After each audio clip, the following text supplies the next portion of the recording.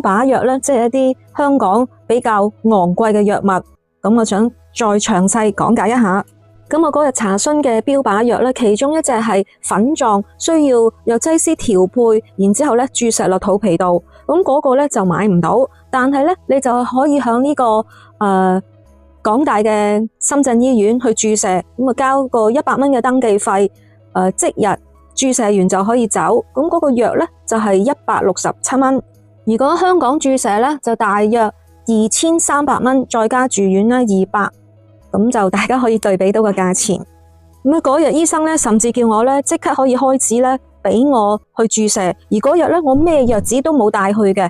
因為又再問，咁如果我朋友需要過嚟購買一啲昂貴嘅標靶藥丸，咁佢又唔方便上嚟大陸，咁應該點呢？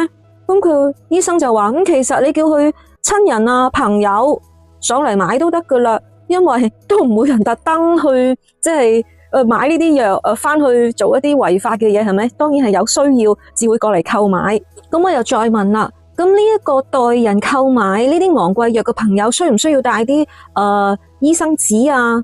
又或者咩醫療記錄？開通咗醫健通，等你可以睇到佢嗰個醫療記錄。咁醫生就話佢哋呢度咧就冇咁即係繁複嘅手續，咁只要你講到個藥名，咁然之後你可以用病人嘅名嚟登記，或者甚至係上嚟攞藥嗰位朋友登記都可以。至於話開通醫健通睇你醫療記錄，佢話我哋大陸呢邊咧就對睇嗰啲資料咧都唔係咁熱切嘅，因為都幾難睇嘅，好多版紙嘅，揾都揾得好辛苦。咁另外我就有朋友咧，原來已經係響呢個醫院買緊藥咧，已經1年噶啦。咁我問佢當時係點樣咩過程去購買到咧？佢話首先咧，我都係問醫生攞上一張證明啊，即係話我食緊呢一隻藥。咁然之後去到大陸嘅時候咧，佢哋都有做一啲基本嘅檢查嘅，驗血啊、照 CT 啊，去睇一睇佢嘅病狀嘅。